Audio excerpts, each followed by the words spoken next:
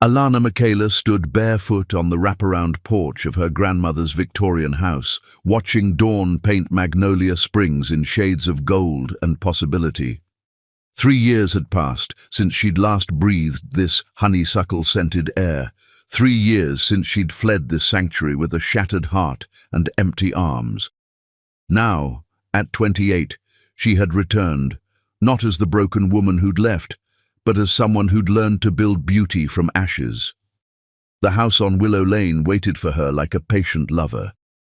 Painted the softest shade of lavender with white gingerbread trim, it stood among towering magnolia trees whose blooms released their intoxicating fragrance into the humid morning air. Her grandmother Cordelia had left her this haven, along with a note written in fading violet ink. Every woman needs a place where her soul can remember who she was before the world tried to change her. Alana pressed her hand to her still flat belly, where new life grew with quiet certainty. Theodore Ashworth's child. The thought should have filled her with pure joy, yet something indefinable whispered through her chest, not sadness, but a strange hollowness that made her wonder if happiness could be too gentle, too safe, to fully satisfy a heart that had once burned with wilder fire. Theodore was everything David Kane had never been. Where David had been passionate storms and unpredictable tides, Theodore was steady rainfall, nourishing carefully planted gardens.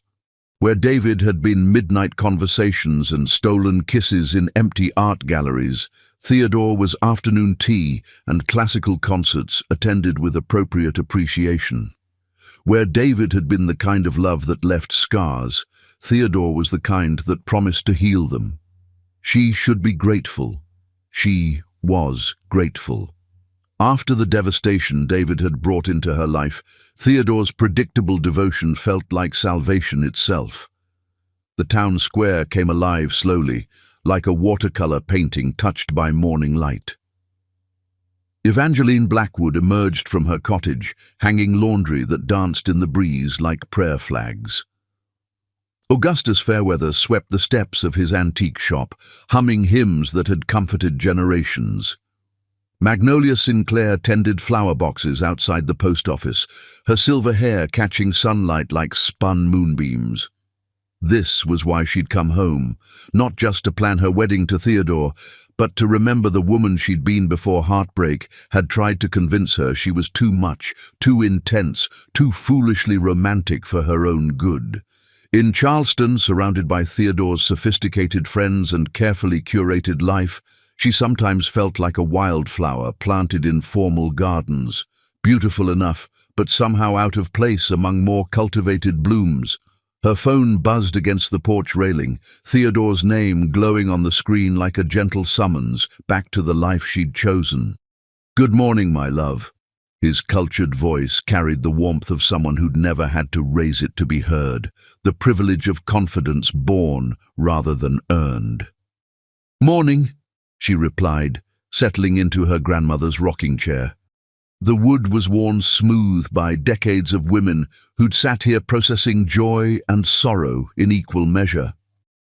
"I was just watching the town wake up. It's so peaceful here." "I'm sure it is, darling, though I do worry about you in such an isolated place.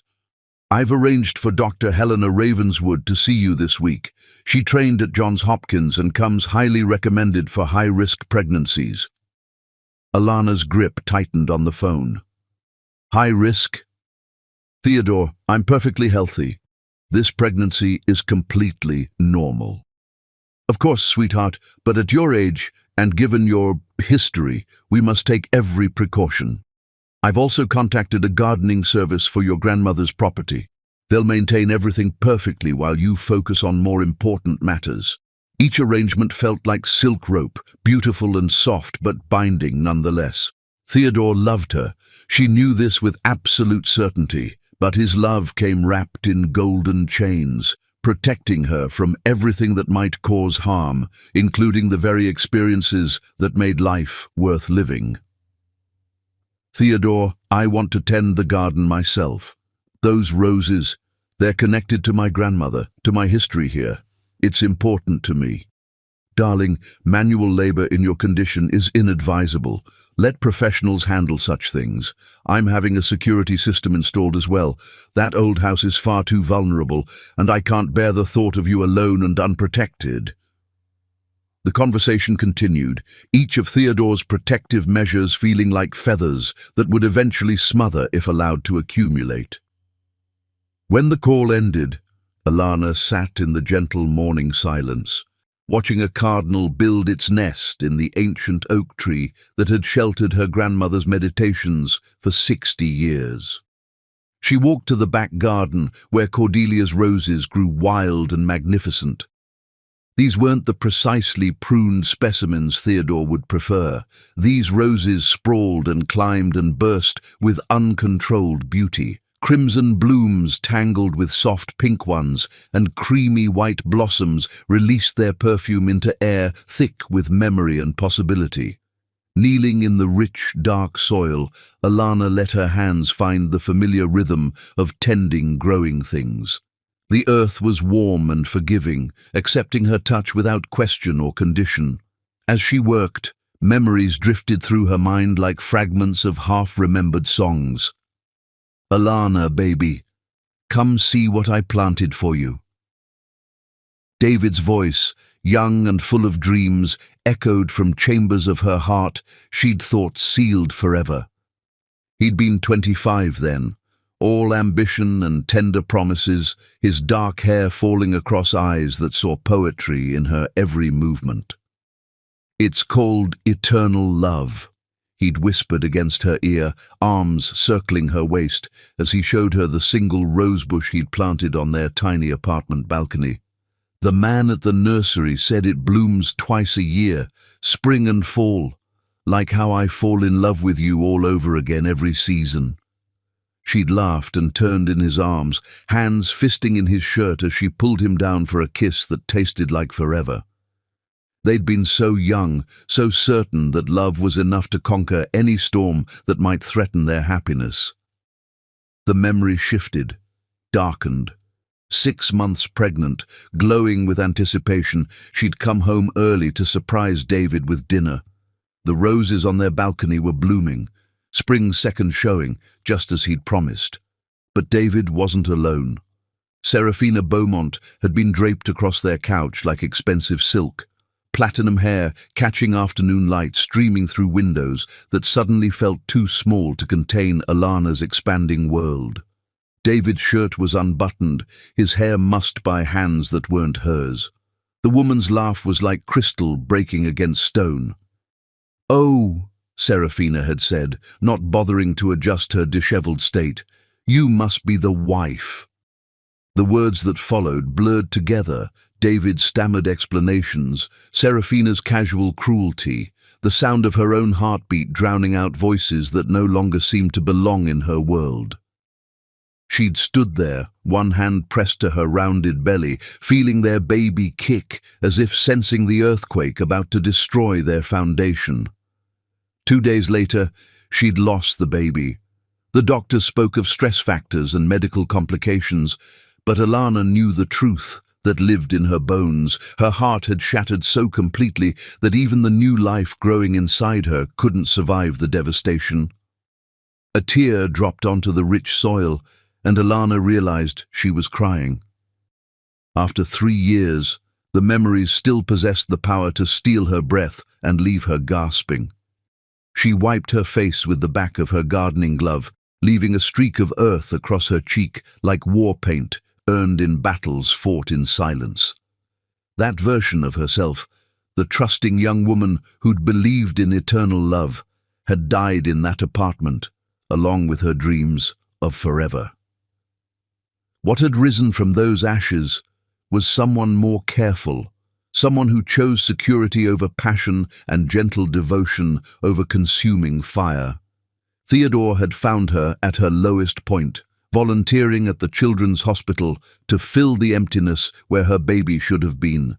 He'd courted her like something precious and fragile, never asking more than she was ready to give. When he'd proposed 6 months ago, she'd said yes, not because her heart soared, but because her soul was tired of flying. Her phone buzzed. A text from Ophelia Sinclair, the town librarian. "Coffee at Lavinia's this afternoon? I have wedding cake samples that will make you weep with joy." Alana smiled, typing her acceptance. This was her life now. Gentle friendships, peaceful moments, love that didn't threaten to consume, but promised to sustain. She was done with the kind of passion that left scars. As she stood to go inside, brushing soil from her jeans, movement caught her eye. A figure stood at her property's edge, partially hidden by the ancient oak's sprawling branches. For one heart-stopping moment, her mind played its cruelest trick. She thought she saw David's familiar silhouette, the way he used to lean against doorframes when lost in thought. But when she looked again, only shadows remained, dancing with wind through leaves that whispered like secrets being born. Alana shook her head, laughing at her foolishness. David Kane was buried in her past, a chapter written in ash and regret. He had no claim on the woman she'd become, no place in the life she was building from carefully chosen pieces. She was finally free of his shadow, finally ready to step into sunlight that didn't remind her of dreams that had died before they could bloom. The roses nodded in the breeze as if blessing her resolution, their petals scattered like confetti celebrating the life she was choosing. Safe, sure, and utterly, completely hers. Chapter 2. The Return of Shadows. The past never announces itself with trumpets. It slips through cracks in your carefully built walls like smoke, filling every room you thought you'd locked forever. David Kane stepped off the Greyhound bus in Magnolia Springs, carrying nothing but a worn leather duffel bag and 3 years' worth of regret that had carved hollows beneath his eyes. The man who'd once commanded boardrooms and owned half the Charleston skyline now stood in a town square that could fit inside his former penthouse, wearing jeans faded from actual wear and a simple blue shirt that had seen better days. The transformation hadn't been voluntary. Serafina Beaumont had taken more than his heart when she'd finished with him. She'd systematically destroyed his company, his reputation, and every material possession he'd foolishly believed defined his worth. The predatory smile she'd worn while her lawyers explained how thoroughly she'd dismantled his life still haunted his sleep. But in the rubble of his former existence, David had discovered something unexpected. The man he'd been before success had transformed him into someone he barely recognized. The private investigator's report lay folded in his jacket pocket, clinical details about Alana's new life that read like poetry to his starving heart. Subject has established residence in Magnolia Springs, engaged to Theodore James Ashworth, architect, gallery owner, wedding planned for late summer. Subject appears content, well integrated into community. Content. The word had hit him like a physical blow. After everything he'd destroyed, everything he'd stolen from her, Alana had found contentment. The knowledge should have sent him straight back to Charleston, should have convinced him that his presence here could only disturb the peace she'd fought so hard to build. Instead, he'd bought a bus ticket. Evangeline Blackwood's cottage sat on Elderbury Lane like a grandmother's gentle reproof. Small, weathered, but undeniably honest. When he'd called about renting it, her voice had carried the sort of maternal authority that made grown men confess their sins without being asked. "You hurt that girl something fierce," she'd said without preamble.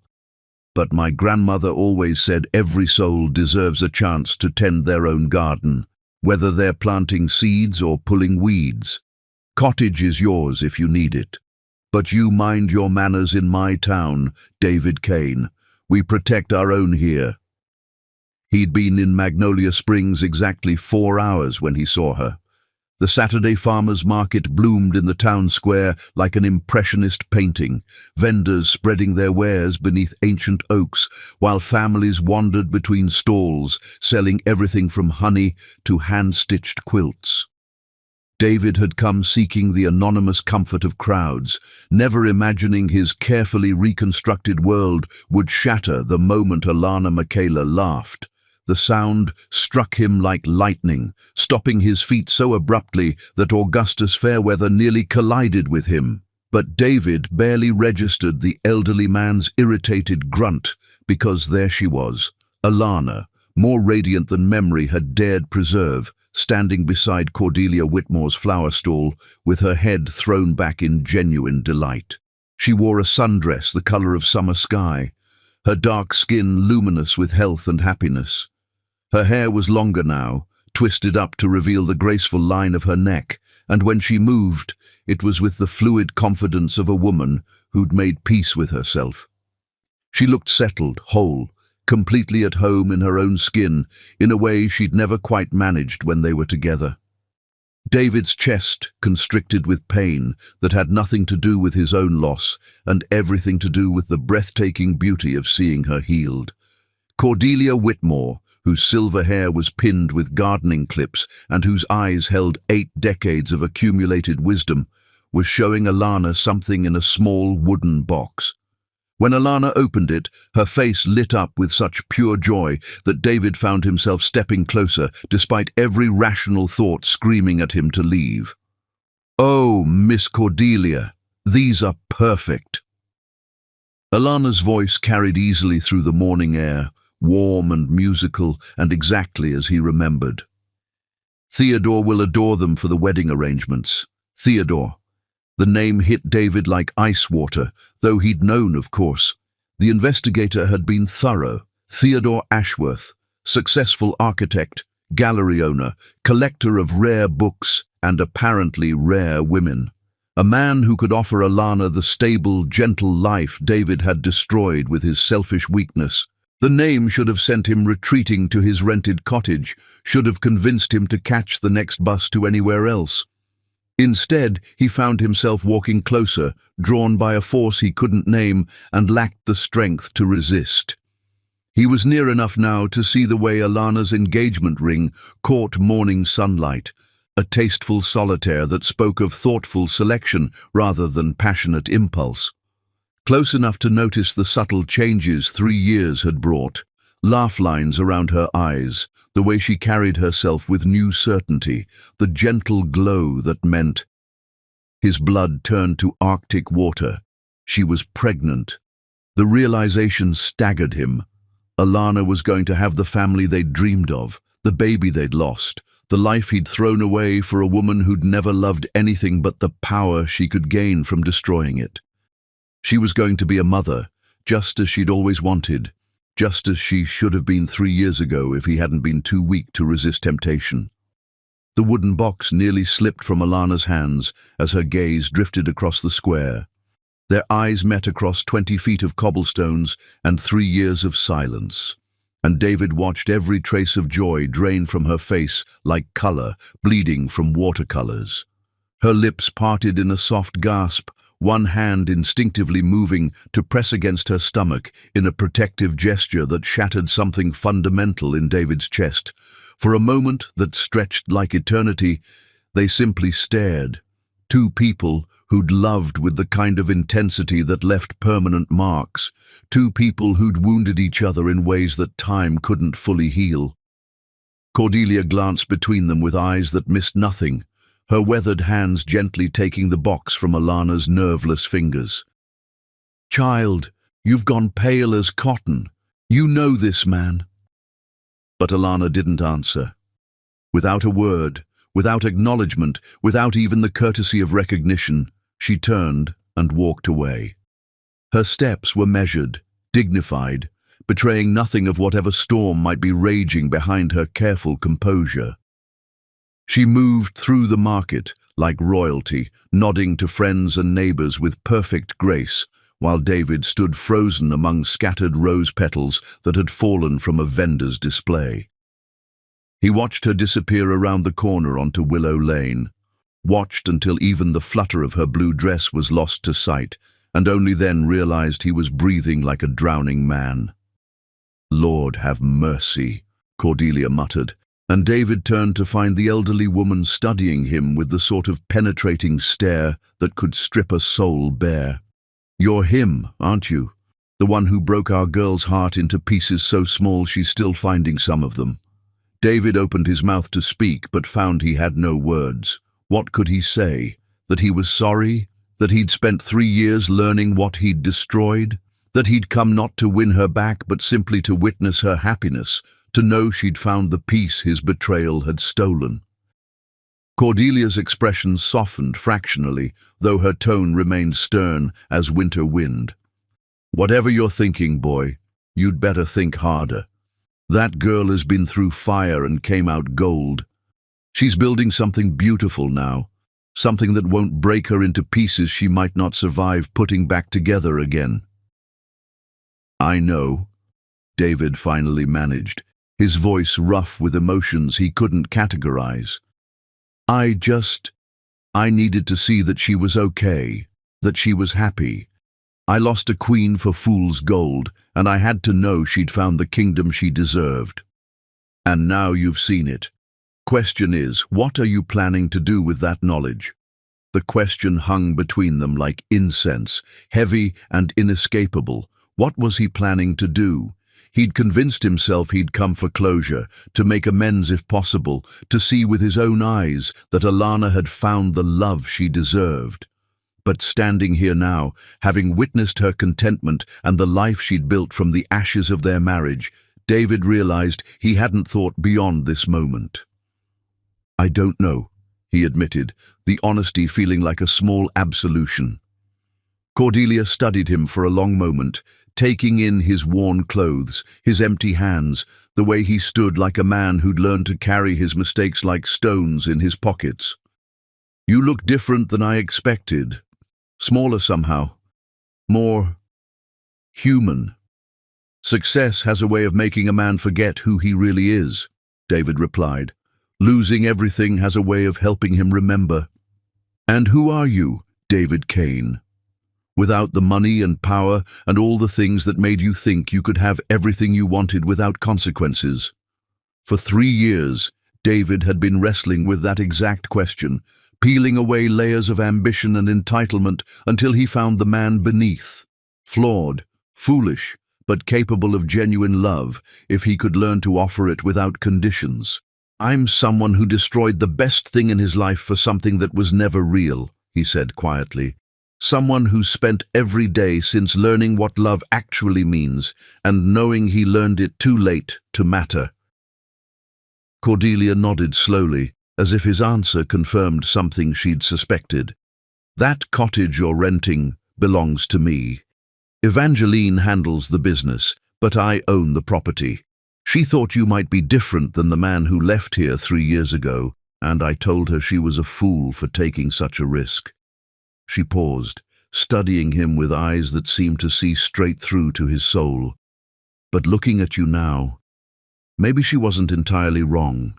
You're still a fool for coming here, mind you. That girl doesn't need reminders of her worst nightmare walking around town, but maybe she needs to see that the monster who broke her wasn't actually a monster, just a man who made terrible choices because he was too broken to recognize what he had.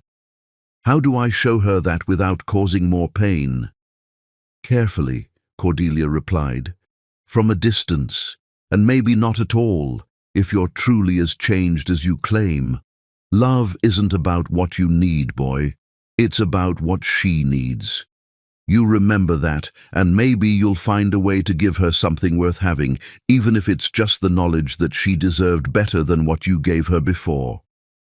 As Cordelia walked away, David stood alone among the market stalls, surrounded by the gentle bustle of a town that had no place for who he'd been, but might, possibly, have room for who he was trying to become. Her silence had been exactly what he deserved, and somehow more devastating than any words could have been. Chapter 3. The Weight of Words Unspoken. There are wounds that time cannot heal, and words that arrive 3 years too late, carrying the weight of all the silence that came before. The cottage on Elderbury Lane had become David's purgatory. 4 walls that witnessed his sleepless nights and the careful choreography of avoiding the woman whose life he'd once shared. 5 days had passed since their silent encounter at the farmer's market. 5 days of dawn walks through empty fields and afternoons spent chopping wood for Augustus Fairweather. Anything to keep his hands busy and his heart from contemplating the impossible distance between regret and redemption. He'd mapped Alana's routines from fragments overheard in town: grocery shopping on Tuesday mornings, library visits on Wednesday afternoons, flower arranging at Lavinia's tea garden on Fridays. He structured his life around her schedule like a penitent organizing his days around prayer, ensuring their paths would never cross again. But Magnolia Springs was a small town with gentle rhythms that eventually pulled even the most reluctant souls into their current.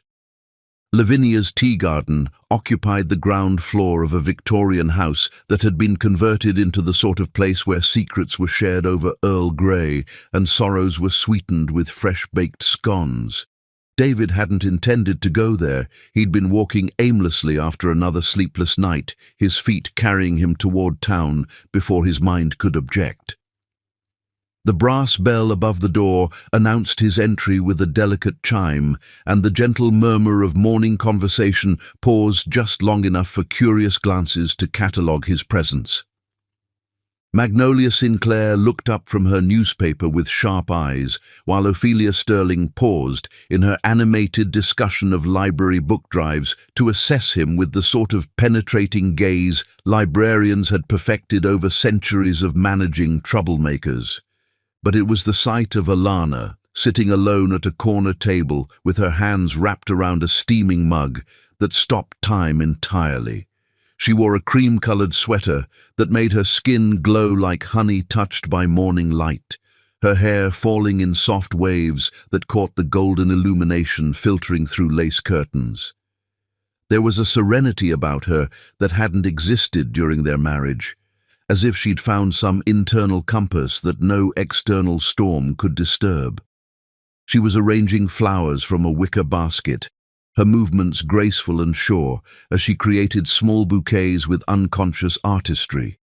Their eyes met across the tea room's genteel chaos, and this time she didn't look away.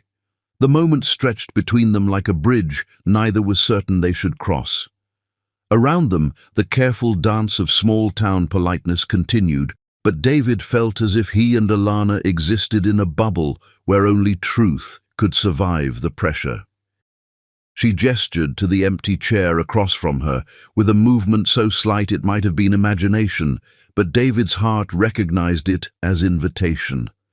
He crossed the room carefully, moving like someone approaching a wild creature who might bolt at sudden motion. "Alana," he said as he settled into the chair, her name feeling rusty on his tongue after 3 years of not saying it aloud. "David." Her voice was steady, measured, revealing nothing. "Cordelia mentioned you were staying in town." The conversation around them had resumed, but David remained aware of the attention still directed their way, protective, watchful, ready to intervene if necessary. These people loved her, he realized. They'd probably held her when she cried, brought casseroles when eating felt impossible, celebrated with her when she'd found happiness again. They were her chosen family, and he was the stranger who'd once stolen her away from everything safe and sure. "I didn't come to cause trouble," he said quietly, watching her hands as they worked. Those hands had once touched him with such tenderness, traced patterns on his chest while he slept, worn his ring like a promise they'd both believed would last forever. "Then why did you come?" She selected a white rose from her basket, its petals perfect and pristine. "And please don't tell me it was coincidence. We both know Magnolia Springs isn't exactly a tourist destination." The question he'd been dreading since buying his bus ticket. How could he explain that guilt had devoured him alive, that every sunset reminded him of evenings they'd shared on their tiny balcony, that he'd needed to see with his own eyes that she'd survived the wreckage he'd made of their life together? "I came because I owed you an explanation," he said finally. and an apology that should have been given 3 years ago. Alana's hands stilled on the flowers. When she looked up, her eyes held depths he'd never seen before. Not the bright, trusting gaze of the woman he'd married, but something more complex, more carefully guarded. "I don't need your explanations, David. I learned to live without them a long time ago. But I need to give them." The words emerged rougher than he'd intended, weighted with desperation he'd hoped to keep hidden. "I need you to know that what happened, it wasn't about you. It was never about you not being enough." She set down the rose and leaned back in her chair, studying him with the sort of clinical attention she might give a particularly challenging piece of art she was trying to understand. "Serafina Beaumont was beautiful," Alana said, and David flinched at hearing that name spoken in her voice. "Sophisticated, confident, everything I wasn't.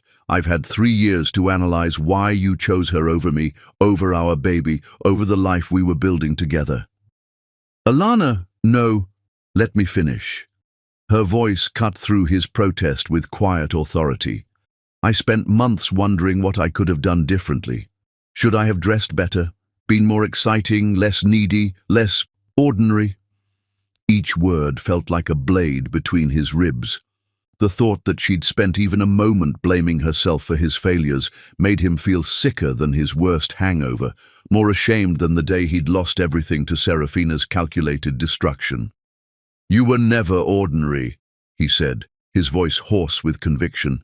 "You were extraordinary. You still are. What I did—" "God, Alana, what I did had nothing to do with you and everything to do with the fact that I was so terrified of deserving you that I sabotaged everything good in my life before it could be taken away."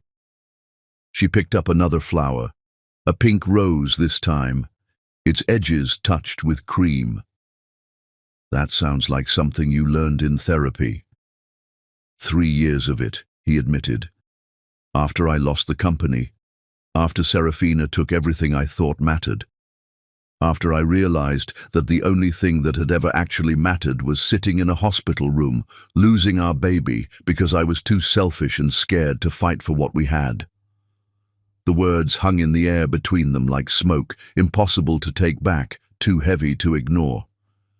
Alana's hands trembled slightly as she added the pink rose to her arrangement, but her voice remained steady. "The baby wasn't your fault, David.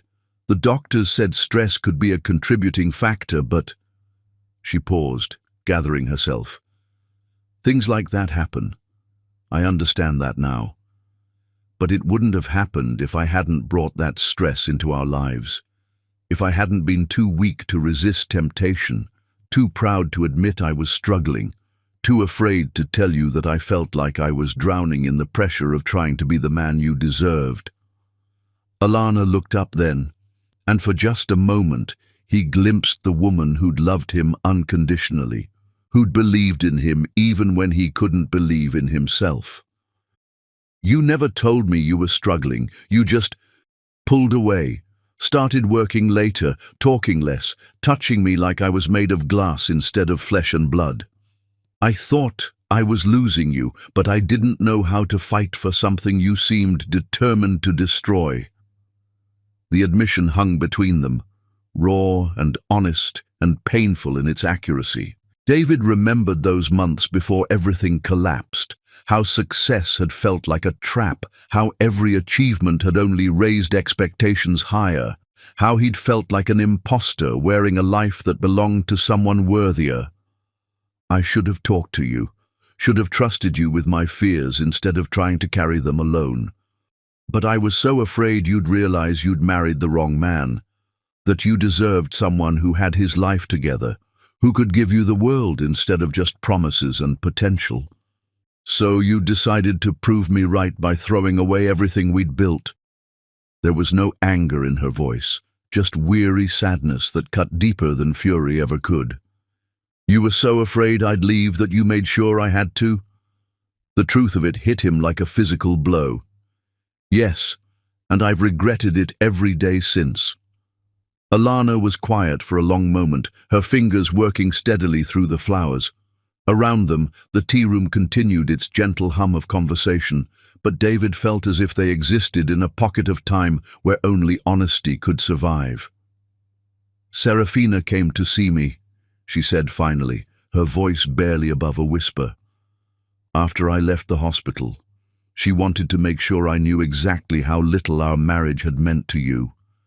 How easily you'd been seduced away from your pregnant wife by a woman who understood what powerful men really needed." David's vision went red around the edges. "She did what?" "She told me about the other times. The business trips where you weren't alone, the conferences where she was your companion. She wanted me to know that what I'd walked in on wasn't a moment of weakness, but the culmination of something that had been going on for months." "That's not... Alana, that wasn't true. What you saw that day, it was the first time, the only time. I swear to you, it doesn't matter now." Alana's voice carried finality that stopped his desperate explanations cold. "True or not, the damage was done. Our marriage was over the moment you let her into our home, into our bed, into the life we'd built together." She was right, and they both knew it. The specifics of his betrayal mattered less than the fact that he'd betrayed her at all, that he'd broken the trust that held their world together. "I know," he said quietly. "I know I can't undo what I did, can't take back the pain I caused you. But I needed you to know that losing you, losing our baby, losing the life we'd planned together, it destroyed me. Not dramatically, but in the real, grinding way that strips everything away until you're forced to see who you really are underneath all the pretense." "And who are you, David? Underneath all the pretense?" The question he'd been wrestling with for 3 years, through therapy sessions and sleepless nights, through the humiliation of losing everything he'd thought defined him. "I'm a man who had everything he ever wanted, and threw it away because he was too afraid to believe he deserved it. I'm someone who learned what love actually meant only after he'd destroyed it." He paused, struggling for words that could carry the weight of his transformation. "I'm someone who spent 3 years learning how to be worthy of what I lost, even though I know it's too late to matter." Alana finished her arrangement in silence. The small bouquet, a perfect balance of white and pink roses, baby's breath, and trailing ivy. It was beautiful in its simplicity, elegant without being showy, exactly like the woman who'd created it. "I'm glad you got help," she said finally, not looking at him. "I'm glad you learned to be better than you were. But David..." She raised her eyes to his, and in them he saw compassion mixed with unshakable resolution. "I forgave you a long time ago, not for your sake, but for mine. I had to, or the anger and hurt would have consumed me. But forgiveness doesn't mean I can trust you with my heart again. It doesn't mean I can risk the peace I've found by letting you back into my life." She reached into her purse and pulled out a small velvet box, setting it gently on the table between them. David's breath caught as he recognized it, the jewelry box that had held her grandmother's wedding ring, the one he'd given her on their wedding day with promises of forever. "I've carried this with me for 3 years, she said, opening the box to reveal the delicate gold band set with a small diamond. "Not because I couldn't let go, but because I wasn't ready to let go. But I'm ready now." She lifted the ring from its velvet nest and placed it on the table between them, where it caught morning light streaming through lace curtains. "Please don't take this as cruelty, because it's not meant that way. But David, I'm building a new life now. A good life, with a man who loves me completely, who sees me as his equal, who would never make me question my worth. I'm going to have the family I always dreamed of, surrounded by people who care about my happiness more than their own needs." She stood, gathering her purse and the remaining flowers, leaving the small bouquet beside the ring like an offering. I hope you find peace, David. I truly do. I hope you find someone who can love the man you've become, because that man deserves happiness. But it can't be me. I can't be the one to validate your transformation or help you forgive yourself. I've worked too hard to build something beautiful from what was broken to risk shattering it again. Alana, please. But she was already walking away, moving through the tea room with quiet dignity. She paused at the door, not turning back but speaking just loudly enough for him to hear. Please, let me have my peace, David. I've earned it. And then she was gone, leaving him alone with a ring that had once symbolized forever and flowers that smelled like goodbye. Chapter 4. The Garden of Second Chances. Sometimes redemption grows in the most unlikely soil, in the space between what was lost and what might yet be found, tended by hands that have learned the difference between taking and giving. The Magnolia Springs Community Garden existed in the gentle shadow of the old Methodist church, where rows of vegetables grew alongside healing herbs and flowers that bloomed for no purpose other than beauty. David discovered it on his 7th day in town, when sleepless guilt drove him from his cottage before dawn, and his aimless wandering led him to a place where broken things came to grow again. Augustus Fairweather was already there, his weathered hands coaxing life from reluctant soil, with the patience of someone who understood that growth couldn't be rushed.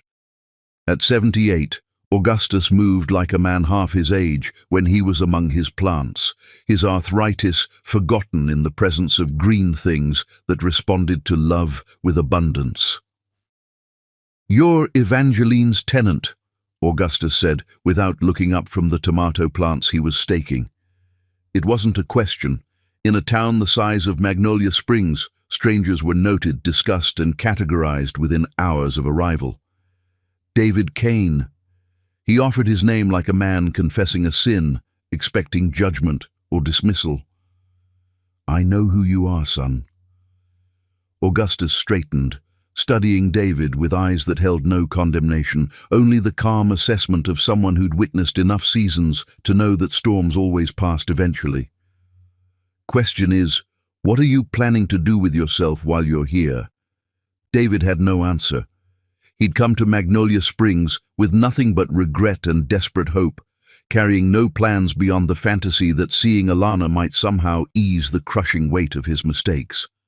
Now, after their devastating conversation at Lavinia's tea garden, he understood that his presence here served no purpose, except to remind her of pain she'd worked tirelessly to heal. "I don't know," he admitted, the honesty feeling like relief. "I thought I did, but you didn't think past the wanting to the what comes after." Augustus nodded knowingly. "I've seen that particular folly before, usually in young men who think love is about what they need instead of what they can give." The old man gestured toward a patch of earth that looked abandoned, choked with weeds and scattered with the debris of seasons past. "That there used to be Marianne Ashford's pride and joy, roses that would make angels weep," she used to say. "But Marianne passed last winter, and her family lives up in Charlotte now. Don't have time for the old woman's flowers." David stared at the neglected plot, seeing in it a reflection of everything he'd let wither through his own carelessness. "Garden needs tending," Augustus continued. "Not the dramatic kind, not grand gestures or expensive fixes, just the quiet, daily work of pulling weeds and watering what's left worth saving. You interested in that kind of labor?" Something in the old man's tone suggested he wasn't only talking about roses. "I don't know anything about gardening," David said. "Neither did I, 40 years ago, when my Lucinda dragged me out here after our boy died in Vietnam. Thought I could outrun grief by staying busy, but she was wiser than me. Knew that some kinds of healing require you to get your hands dirty, to tend to life even when your own feels finished."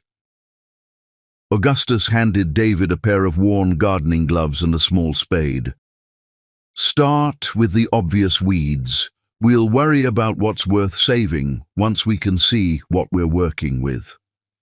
The work was harder than David had expected. The Georgia sun unforgiving even in the early morning hours. His soft hands, accustomed to keyboards and contracts, blistered within the first hour. But there was something meditative about the rhythm of digging and pulling, something honest about the way soil clung to his clothes and sweat beaded on his forehead. By the third day, other volunteers had begun to acknowledge his presence with nods and cautious greetings. Magnolia Sinclair brought him sweet tea in a mason jar and advice about which weeds to pull first. Imogen Sterling, despite being nearly blind, could identify plants by touch and smell, guiding his inexperienced hands toward the struggling rose canes that might yet bloom again. On the fourth day, Alana came. David saw her before she saw him, walking through the garden gate with her own basket of tools and the sort of purposeful stride that suggested this was routine, not coincidence. She wore faded jeans and a simple white t-shirt, her hair pulled back in a practical ponytail that made her look younger, more like the woman he'd fallen in love with 8 years ago. She was heading toward a section devoted to herbs and medicinal plants when she noticed him kneeling among Marianne's roses, his shirt soaked with sweat and his hands dark with rich earth. Their eyes met across 20 feet of carefully tended rose, and David watched her step falter as she recognized him. For a moment, he thought she might leave. Her gaze moved from his face to the garden plot he was working, taking in the cleared weeds and the struggling rose canes he'd carefully uncovered and staked. Something shifted in her expression, not softness exactly, but a recognition of effort that hadn't been there before. She didn't approach him, but she didn't leave either. Instead, she settled into her own work, tending to a patch of lavender and chamomile with the same careful attention he was giving to Marianne's forgotten roses. They worked in silence for 2 hours, never speaking but aware of each other's presence, like dancers moving to music only they could hear. David found himself stealing glances at her, memorizing the way morning light caught in her hair, the gentle concentration on her face as she dead-headed spent blooms and whispered encouragement to struggling plants. When Imogen Sterling arrived with fresh lemonade and the sort of gentle authority that made resistance impossible, she settled on a wooden bench between their plots like a diplomat negotiating a delicate truce. "Beautiful morning for garden work," she said to no one in particular, her clouded eyes fixed on something beyond what ordinary sight could reveal. "Nothing like getting your hands in the earth to remind you what's real and what's just worry wearing fancy clothes." "Mrs. Sterling?" Alana's voice carried the careful politeness of someone navigating uncertain territory. "How long have you been working in this garden?" "Oh, 50 years or more, dear one. Started coming when my Harold was overseas in Korea, needed something to do with my hands besides wring them with worry. Garden taught me that some things grow in their own time, and others need a firm hand to guide them toward the light." She turned her face toward David, though he knew she couldn't see him clearly. "You're doing good work on Marianne's plot, young man. She would have liked knowing someone was caring for her roses again." "Did you know her well?" David asked, grateful for the neutral ground of a stranger's memory. "Oh my, yes. Marianne was one of those souls who understood that gardens are about more than growing things. They're about hope. She used to say that planting a rose was an act of faith, betting on a future you might not live to see, but trusting someone else would appreciate the beauty you left behind." Imogen's words settled over them like morning mist, carrying weight that had nothing to do with gardening and everything to do with the space between regret and possibility.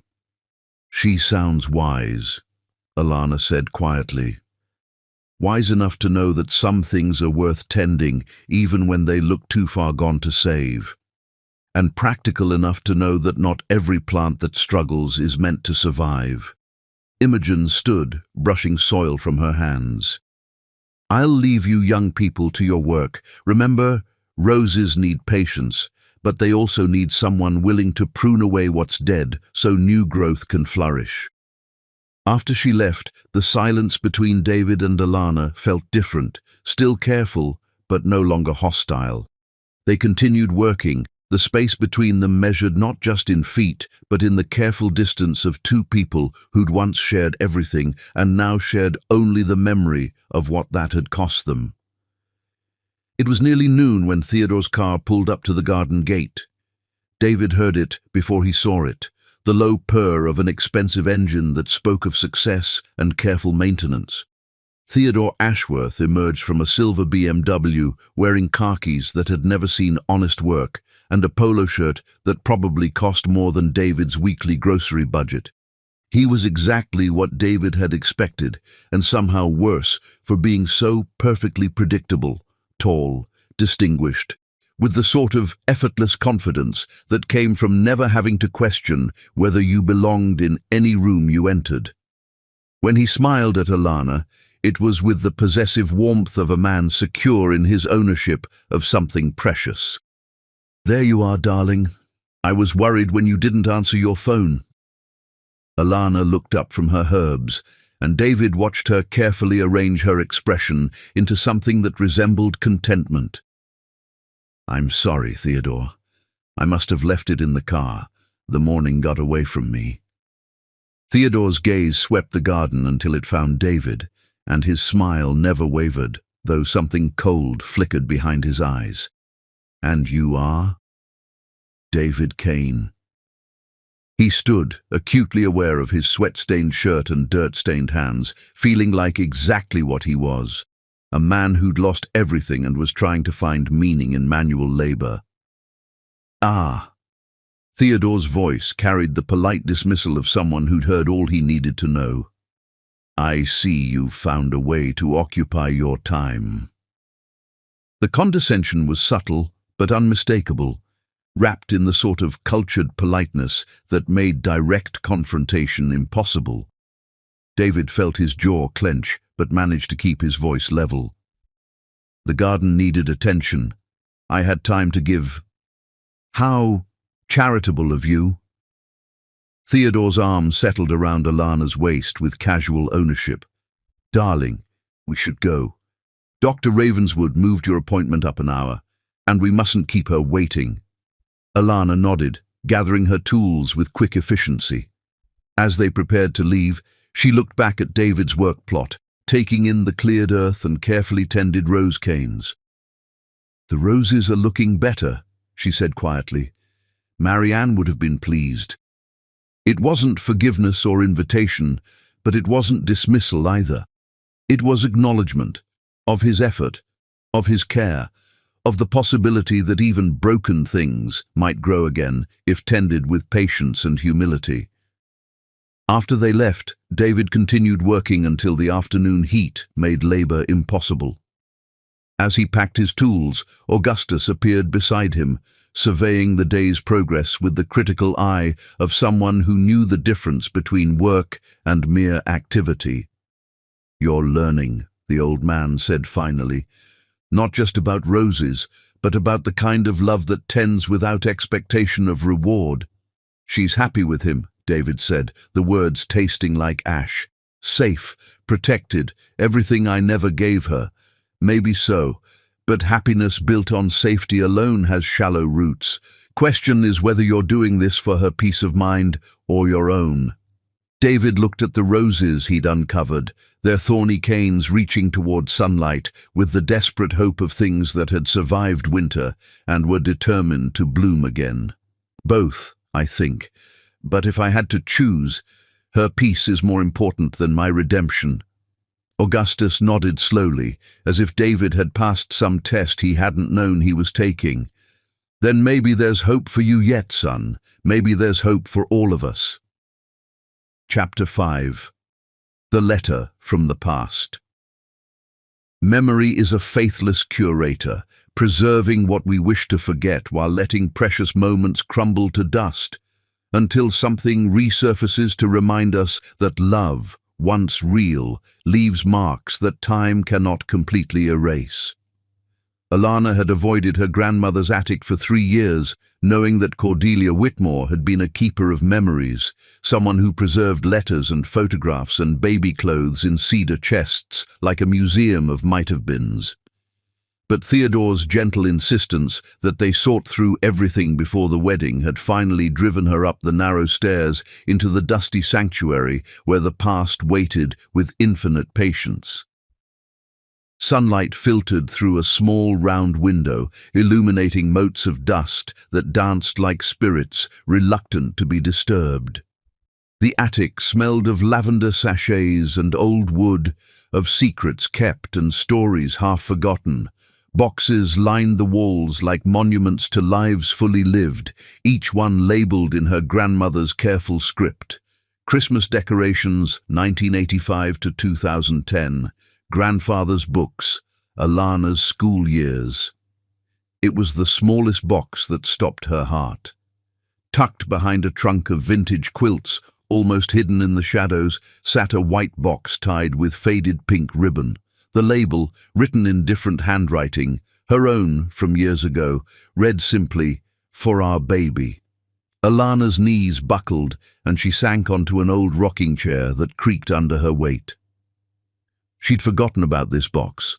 Forgotten that in those blissful early months of pregnancy, she'd started collecting things for the nursery she and David had planned. Tiny clothes in soft yellows and greens, a stuffed rabbit with velvet ears, a music box that played Brahms's lullaby. Her hands shook as she untied the ribbon, onesie no bigger than her palm, printed with the words, "Daddy's Little Angel," in silver script. David had bought it the day they'd confirmed the pregnancy, his eyes bright with wonder as he'd held it up and said, "Can you believe something this small is going to change our entire world?" Beneath the clothes, she found the journal she'd kept during those hopeful months, recording every milestone, every flutter of movement, every dream they'd shared for their child's future. Her own handwriting, younger and more optimistic, chronicled doctor visits and name discussions, and David's tender moments of talking to her growing belly. But it was the envelope at the very bottom that made her breath catch. Her name was written across the front in David's bold handwriting, but the paper was yellowed with age, the edges soft from handling. She recognized it immediately, the expensive stationery he'd used for important letters, the kind he'd chosen for their wedding invitations and business correspondence. Inside, 3 pages of his familiar script waited like a message from another lifetime. "My darling Alana, I'm writing this at 3 a.m., unable to sleep because I'm too excited about tomorrow. In 6 hours we have our ultrasound appointment, and we might finally learn whether we're having a son or daughter. Though honestly, I don't care which. I just want to see our baby again, to watch you light up the way you do whenever we talk about becoming parents. I've been thinking a lot lately about what kind of father I want to be. My own dad was so consumed with building his empire that he forgot to build relationships with his children. I swore I'd never be like that. But sometimes I catch myself working late or bringing stress home, and I remember how easily good intentions can be derailed by ambition. But then, I watch you humming to your belly while making dinner, or catch you researching baby books with the same intensity you once applied to art history, and I remember what really matters. You're going to be an incredible mother, Alana. Patient, nurturing, fierce in your love. Our child is so lucky to have you. I want to be worthy of that same trust. I want to be the kind of father who shows up, who remembers that success means nothing if you're too busy to read bedtime stories or bandage scraped knees. I want to love our child the way you've taught me to love, completely, without reservation, without keeping part of myself locked away. Sometimes I feel like I'm drowning in expectations, from the business, from clients who think I should be available 24 hours a day, from the part of myself that still fears I'm not good enough for the life we're building. But then you put my hand on your belly and our baby kicks, and suddenly everything else seems small and unimportant. I promise you, Alana, I promise our child that I will fight to be present. I will choose family over profit, connection over achievement, love over everything else that tries to pull me away from what matters most. By the time you read this, we might know if we're having David Jr. or little Cordelia, after your grandmother, of course. Either way, they'll be lucky to have you as their mother. And I'll spend the rest of my life trying to be worthy of the family you've given me. All my love, David. I planted new roses on the balcony this morning, the climbing variety you love. By the time our baby is old enough to walk, they'll create a garden sanctuary where we can read stories and watch sunsets together. I can't wait to see you teach our child about beauty, about art, about finding magic in everyday moments. The letter slipped from Alana's nerveless fingers, floating to the attic floor like a feather released from a bird that had learned to fly without it. She stared at the pages, at handwriting that belonged to a man she'd barely recognized by the end of their marriage. This David, the one who'd written about choosing family over ambition, who'd planned rose gardens and worried about being present, was a stranger to the man who'd betrayed her 6 months later. What had happened between the writing of this letter and the moment she'd found him with Serafina? How had promises made in moonlight been so easily broken by daylight's temptations? She read the letter again, then a third time, searching for clues to the transformation she'd witnessed, but never understood. The man who'd written these words had loved her, had loved their baby, had dreamed of a future that looked nothing like the nightmare their marriage had become. Had Serafina's seduction been so complete that it had erased everything he'd felt for his own family? Or had the pressure he'd mentioned, the drowning feeling, the fear of not being good enough, finally consumed the love he'd tried so hard to protect? Her phone buzzed, Theodore's name appearing like a gentle summons back to the present. "How's the attic expedition going, darling?" Not too overwhelming, I hope. Alana looked around at the boxes of memories, at the letter that had rewritten everything she thought she knew about David's betrayal. It's revealing. I'm finding things I'd forgotten I'd lost. Nothing too upsetting, I hope. Remember, the past is meant to be left behind. We're building something new together, something better. His words were meant to comfort, but they sat uneasily in her chest. Was the past truly meant to be abandoned, or did understanding it help make sense of the present? "Theodore, can I ask you something? Do you think people can really change? Fundamentally, I mean." There was a pause, the kind that suggested he was choosing his words carefully. "I believe people can modify their behavior, certainly. But core character, essential nature, that's usually fixed by adulthood. Why do you ask?" "Just, processing some old memories. I'll be down soon." After hanging up, Alana sat in the dusty silence, holding a letter that had been written by a man who seemed to understand what he was about to lose, and had lost it anyway. The David, who'd written about choosing love over ambition, had been real, but so had the David, who'd brought another woman into their bed. Could both versions exist in the same person? Could someone be capable of such tender love and such devastating betrayal? A sound from downstairs interrupted her thoughts. Theodore calling her name, probably wondering why she was taking so long. She folded the letter carefully and placed it back in the box with the baby clothes and broken dreams, but she didn't retie the ribbon. Some secrets, once unearthed, refused to be buried again. As she descended the attic stairs, Alana carried with her the weight of new questions and the dangerous recognition that the story she'd told herself about David's betrayal might be missing crucial chapters.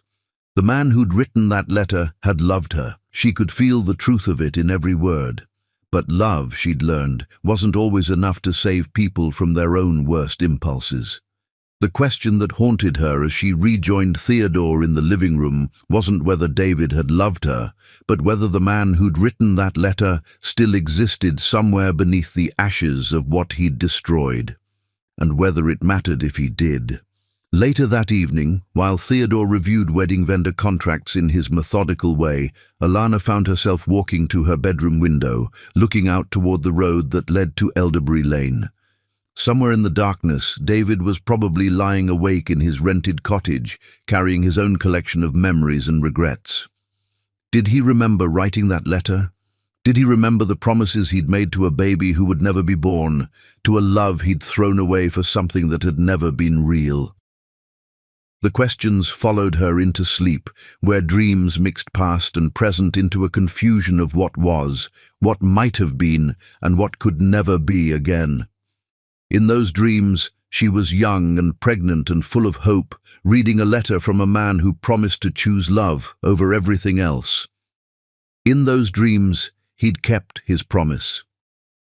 But morning always came, bringing with it the reality of choices made and chances lost, of letters written by men who'd existed only briefly before being consumed by their own fears and weaknesses.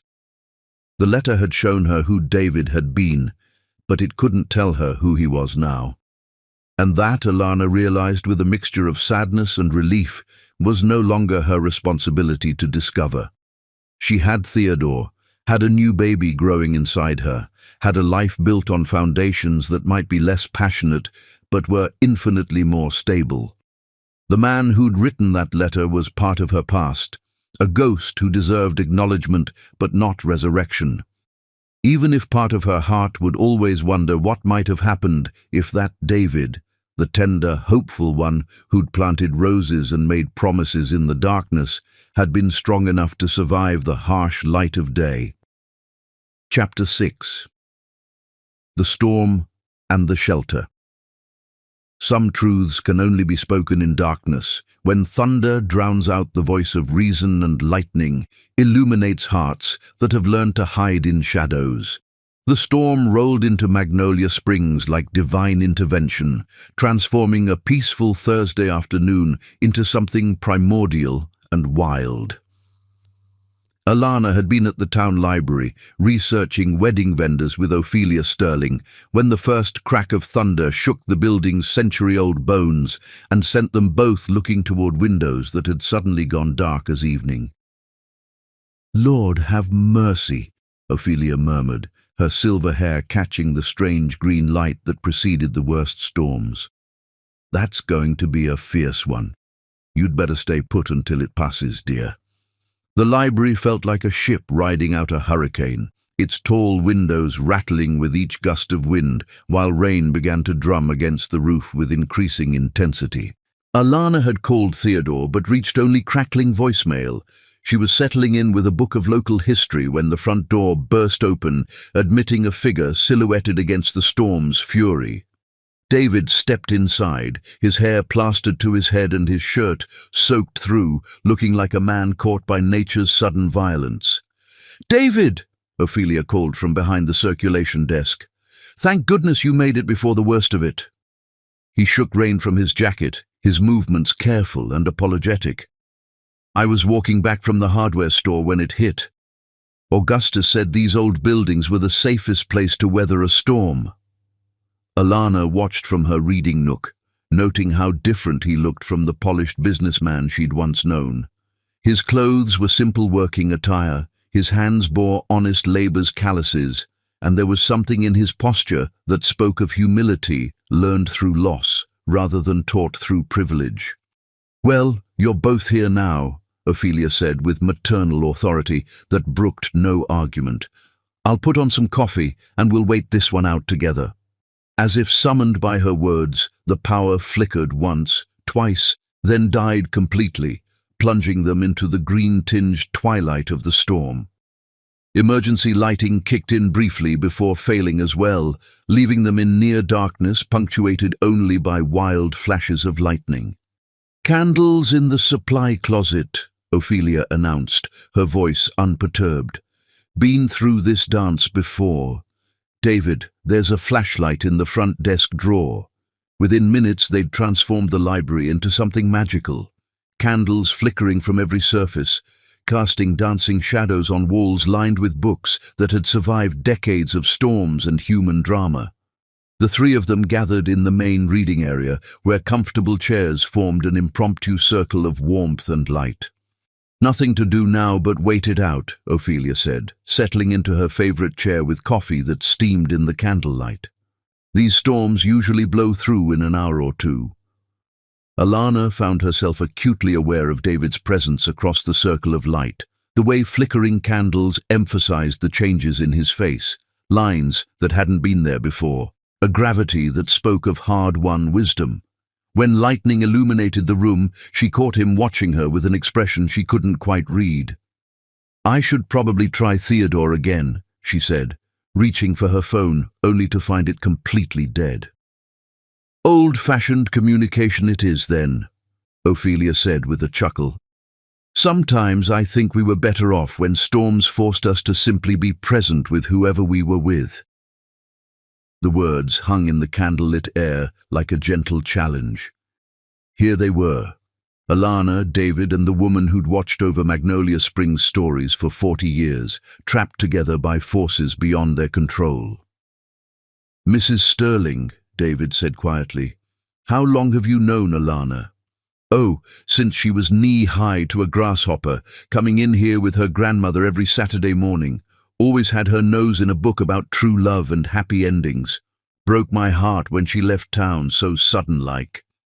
Alana felt heat rise in her cheeks, aware of David listening to stories from her childhood. "She used to write stories," Ophelia continued. "Beautiful, romantic things about knights and princesses and love that conquered every obstacle." "I remember," David said softly, and Alana's breath caught. "She used to tell me stories about the art we'd see at galleries, making up histories for people in portraits, giving them love stories that would make you believe in magic." The admission fell into the storm-muffled silence like a stone dropped in still water. Alana remembered those gallery visits, how David used to hang on every word of her improvised tales. "Art tells the truth about people," she said, her voice barely audible above the rain. "Sometimes the truth they want to hide, sometimes the truth they don't even know about themselves." "And what truth do you think my portrait would tell?" David asked, the question carrying more weight than casual curiosity. Alana studied his face in the flickering candlelight, seeing not the successful businessman who'd betrayed her, but the man who'd written letters to their unborn child, who'd promised to choose love over ambition and then somehow lost his way. "I think it would show someone carrying a heavy burden," she said finally. "Someone who's learned that losing everything can sometimes be the only way to find out what actually matters." Thunder crashed overhead, so close it seemed to shake the building's foundations. In the brief silence that followed, David's voice was barely a whisper. "I brought something with me, something I should have given you 3 years ago." He reached into his jacket pocket and withdrew a worn leather journal, its pages swollen with age and weather. "I wrote in this every day for 2 years after you left. Letters I never sent, thoughts I couldn't voice, apologies that were too little and too late." He held the journal out across the circle of candlelight, his hand trembling slightly. "You don't have to read it, but I needed you to know that not a day passed when I didn't think about what I'd destroyed." Alana stared at the journal, afraid to touch it, afraid of what truths it might contain. "David, I can't." "You don't have to," he said quickly. "But there's something in there you need to know, about Serafina, about what really happened, about why I was too ashamed to fight for our marriage even after I realized what I'd lost." "Tell me," she whispered. "Serafina was never interested in me," David said, his voice raw with shame. "She was hired by Richardson and Associates, my biggest competitors. They wanted inside information about our client base, our strategies. She played me like a violin, made me feel like I deserved someone who understood power and ambition." The words fell like hammer blows in the candlelit silence. "The affair lasted 6 weeks.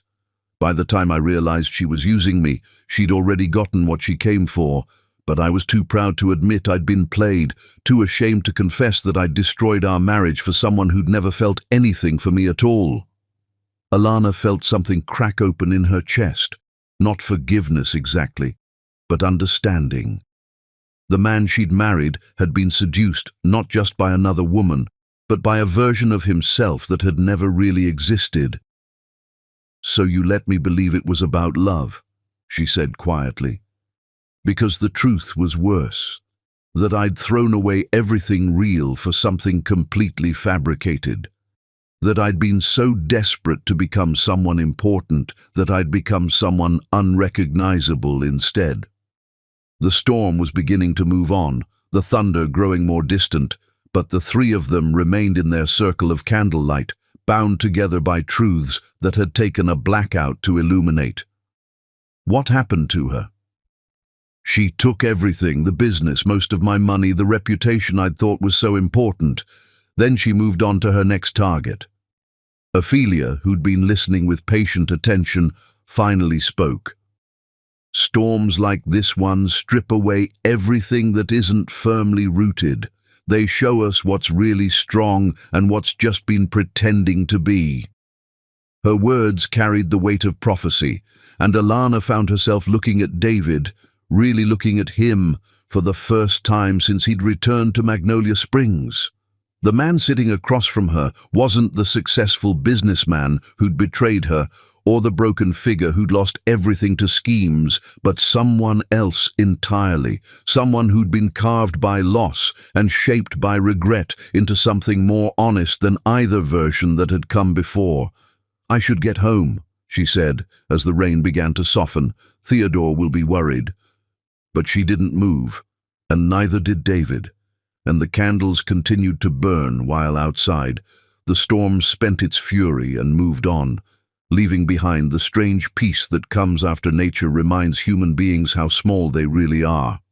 In that peace, surrounded by books that had survived their own storms, Alana faced the most dangerous truth of all, that understanding David's betrayal hadn't made it hurt less, but it had made the hurt feel different, less like personal rejection and more like shared tragedy.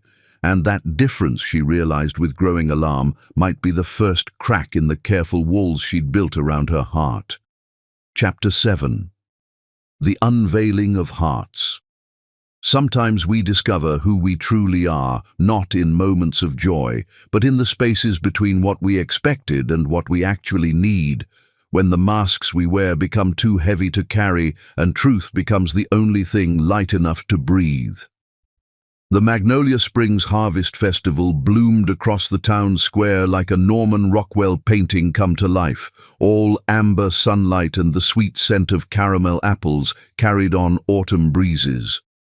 Alana walked through the festivities arm in arm with Theodore, who'd arrived that morning from Charleston with careful punctuality that marked all his approaches to her life. She should have been happy. The festival was everything she'd loved about small-town life as a child. Local musicians playing bluegrass on a makeshift stage, children running between booths with painted faces, elderly couples sharing funnel cake on wooden benches worn smooth by decades of community gatherings. But Theodore's presence seemed to create an invisible barrier between her and the easy warmth of the celebration. He observed rather than participated, commented rather than experienced, treating the festival like an anthropological study rather than a joyful immersion in community spirit. Charming, in a provincial sort of way, he murmured as they passed a booth where Magnolia Sinclair was selling hand-knitted scarves with infectious enthusiasm. Very authentic. The word stung more than it should have. Authentic. As if her hometown were a quaint tourist attraction rather than a place where real people lived real lives with genuine connections. "These people raised me," Alana said quietly. "They're not performing authenticity, Theodore. They're just being themselves." "Of course, darling. I didn't mean anything disparaging. It's just different from what we're used to in Charleston, more rustic." Before Alana could respond, Guinevere Ashford appeared beside them like a whirlwind in purple silk, her silver hair adorned with autumn leaves, and her eyes bright with the sort of mischief that came from 87 years of speaking her mind without apology. "Alana, sweetheart, and you must be the famous fiancé we've all heard so much about." Guinevere extended a ringed hand to Theodore with regal grace. "I'm Guinevere Ashford. I knew your grandmother back when we were both young and foolish enough to believe the world owed us something." Theodore accepted her handshake with polite wariness, clearly uncertain how to categorize this elegant woman who looked like she belonged in a Parisian salon but spoke with warm, small-town directness. "Mrs. Ashford, what a pleasure. Alana's told me so much about the wonderful people here." "I'm sure she has, though I doubt she's told you the half of it. We're a complicated bunch, we Magnolia Springs folk. Seems simple on the surface, but most of us have depths that would surprise you." Guinevere's eyes found Alana's, carrying a message that felt both warning and invitation. "Speaking of depths, I saw young David at the garden earlier. Amazing what a man can accomplish when he's working to save something instead of trying to own it." Theodore's grip tightened almost imperceptibly on Alana's arm. "David?" "David Kane," Guinevere said with casual directness that could shatter careful pretenses. "Alana's former husband. He's been volunteering at the community garden, bringing Marianne Ashford's roses back to life. Quite beautifully, actually. There's something to be said for a man who understands that some things can't be rushed, only tended." The words hung in the autumn air like a challenge. Neither Theodore nor Alana quite knew how to meet. Alana felt Theodore's posture shift, becoming more protective, more possessive. "How nice," Theodore said, his tone suggesting it was anything but. "I'm sure Alana appreciates knowing her former husband is keeping busy." "Oh, it's more than keeping busy, young man. It's about redemption, about learning that love isn't something you take, but something you give. About understanding that the most beautiful things grow from the ugliest soil if you're patient enough to tend them properly." Guinevere's words carried the weight of someone who'd witnessed enough love stories to know the difference between those built on solid ground and those constructed on shifting sand. "Mrs. Ashford," Alana interrupted, desperate to redirect the conversation, "are you entering anything in the baking competition this year?" "My famous apple tart, same as every year for the past 23 years. As they talked, Alana became aware of a familiar presence at the edge of her vision. David stood near the bandstand, not participating in the festivities, but simply observing with careful attention of someone who'd learned to appreciate beauty without feeling entitled to possess it. He wore simple jeans and a white button-down shirt, his sleeves rolled up to reveal forearms bronzed by weeks of garden work. There was something different about the way he held himself, less of the restless energy she remembered from their marriage, more of the quiet stillness that came from someone who'd learned to be content with small moments and simple pleasures. "Would you like to dance, darling?" Theodore's voice pulled her attention back to the man beside her. "The music is lovely, but perhaps we should find somewhere to sit. You've been on your feet quite a bit today, and we must think of the baby." The gentle refusal, wrapped in concern for her pregnancy, felt like silk scarves binding her wrists. Theodore's love came with so many protective limitations, so many careful boundaries designed to keep her safe from anything that might cause discomfort or challenge. "I'd actually love to dance," she said, surprised by her own words. "The baby and I are both perfectly capable of swaying to music." "Darling, I don't think that's wise. The crowd, the uneven ground, the risk of someone bumping into you. Why don't we find a quiet cafe instead, somewhere more suitable for meaningful conversation?" Each protective objection felt like another layer of cotton wool being wrapped around her spirit. Theodore meant well. She knew that with absolute certainty, But his version of love felt increasingly like a beautiful cage, designed to keep her safe at the cost of keeping her truly alive. "Actually, I think I'd like some fresh air," she said, gently extracting her arm from his grip. "Maybe a walk around the perimeter of the festival." "I'll come with you, of course." "Actually, Theodore, would you mind getting us some of that apple cider? I've been craving it all week." It was a polite dismissal, and they both knew it. Theodore's jaw tightened almost imperceptibly, but his cultured upbringing wouldn't allow him to make a scene in public. "Of course, darling. I'll be right back." As soon as Theodore disappeared into the crowd, Guinevere stepped closer to Alana with conspiratorial air that suggested this moment had been orchestrated rather than accidental. "Walk with me, child. These old bones need exercise, and these old eyes need to show you something." They strolled toward the edge of the festival, where the organized chaos of the celebration gave way to quieter beauty of the town's residential streets. Guinevere walked with measured pace of someone who'd learned that important conversations couldn't be rushed. "You know, I've been watching love stories unfold in this town for 8 decades. I've seen every variation. Young love and mature love, passionate love and comfortable love, love that burns bright and fast, and love that grows slowly like good wine." "Mrs. Ashford, let me finish, dear one. I've also learned to recognize the difference between love that makes you more yourself and love that asks you to become less yourself. Between love that sees you as you are and love that wants to reshape you into something more manageable." They paused beside a wooden bench beneath an ancient oak tree, its leaves turning gold and crimson in the late afternoon light. From this vantage point, they could see the entire festival spread out below them like a living tapestry. "Your Theodore is a good man," Guinevere continued. "Kind, successful, devoted to your happiness. But sometimes I watch the way he hovers over you. The way he makes decisions about what's best for you without asking what you actually want. And I wonder if he's in love with you or with the idea of protecting something precious." The words hit closer to home than Alana was comfortable acknowledging. "He cares about me, about the baby. He wants us to be safe." "Safety is important, child. But so is growth. So is challenge. So is the messy, complicated, sometimes painful business of being fully human." Guinevere's eyes found Alana's with gentle intensity. "And sometimes the safest love isn't the truest love."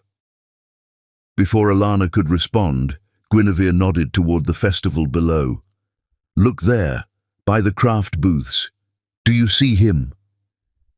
David was helping Imogen Sterling navigate between tables with packages of handmade quilts, his attention completely focused on ensuring the elderly woman didn't stumble on the uneven ground.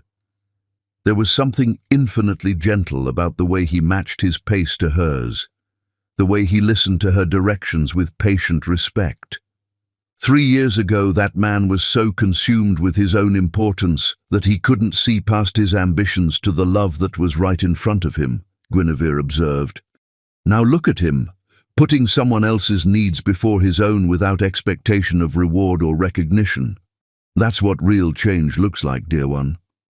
Alana watched David help Imogen settle her purchases, then stay to chat, despite the fact that the festival held dozens of more exciting distractions.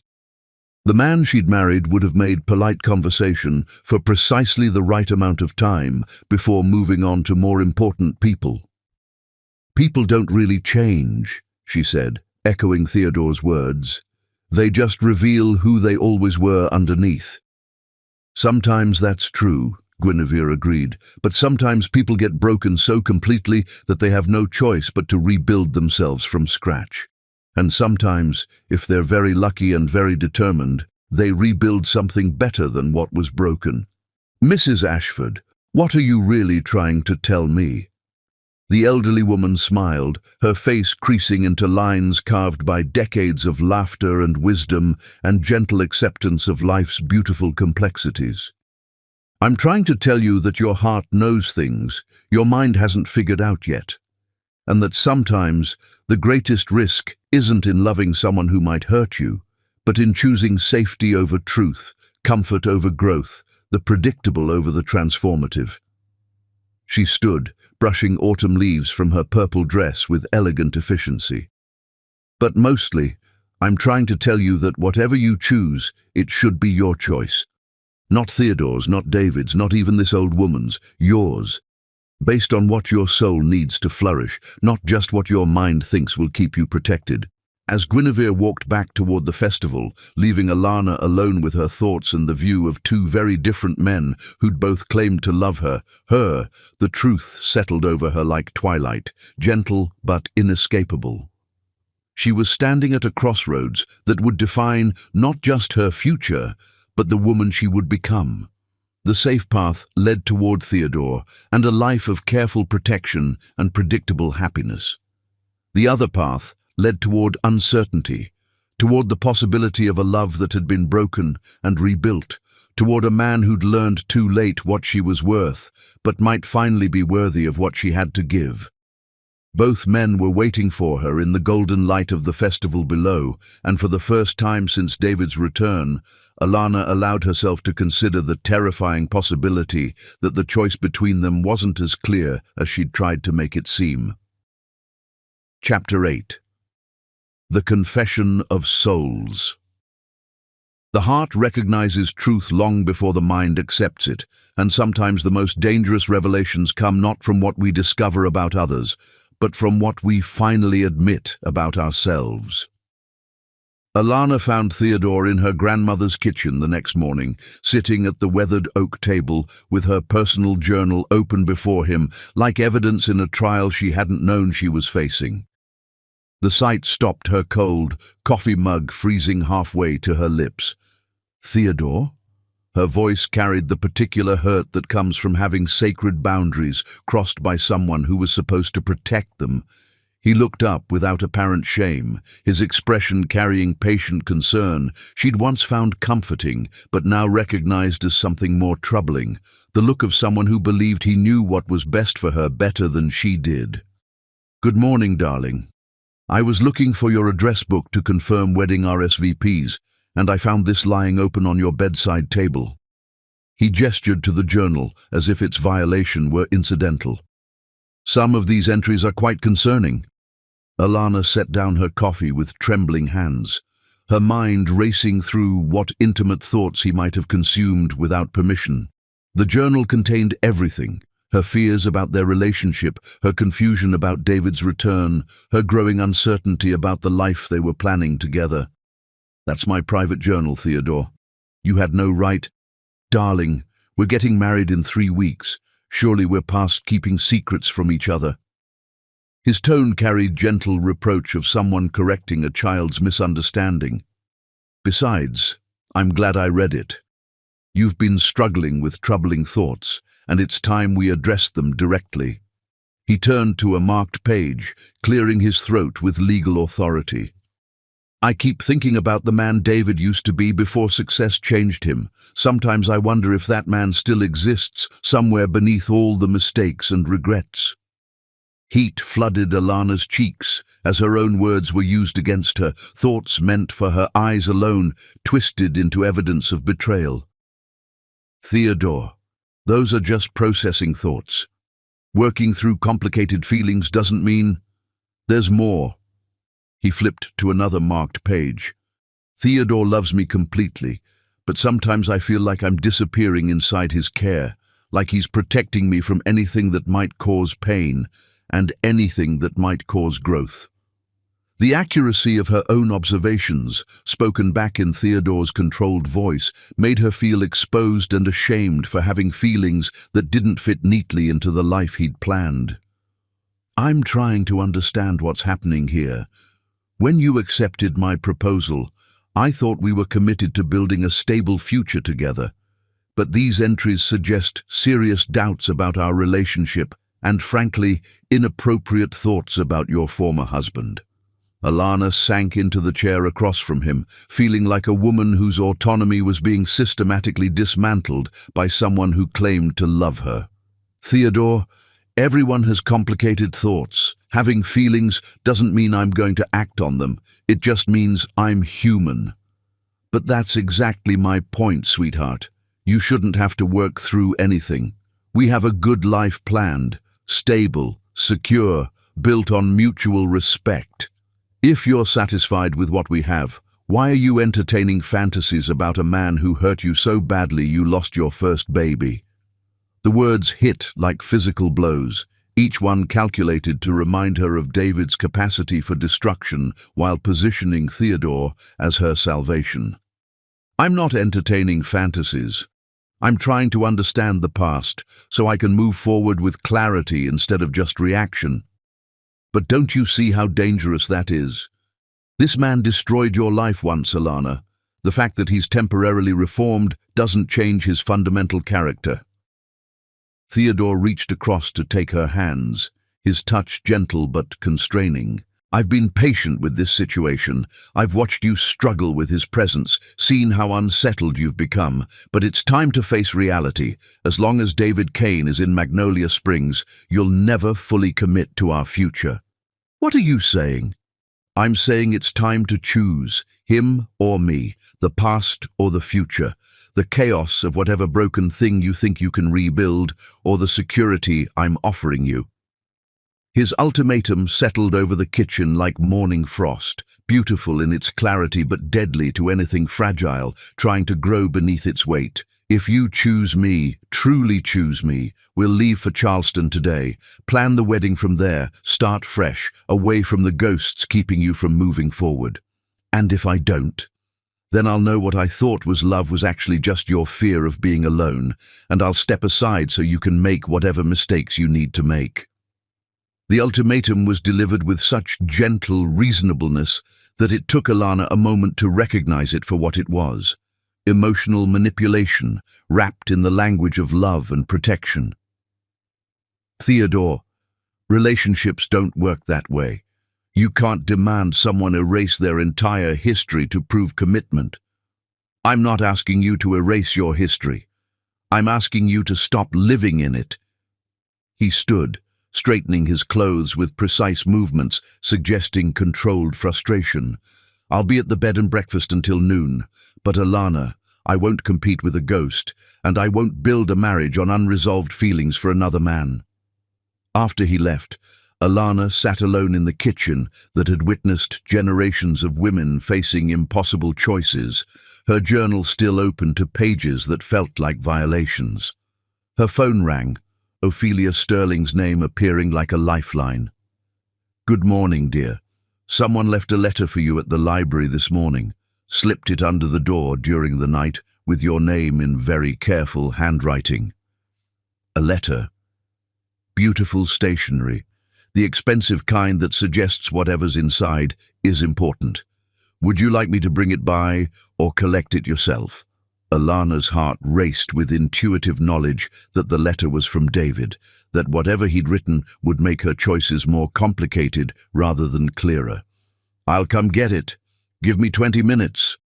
The walk took her past the community garden, where David's figure bent over Marianne's rose bed, his movements careful and reverent as he tended plants showing signs of new growth.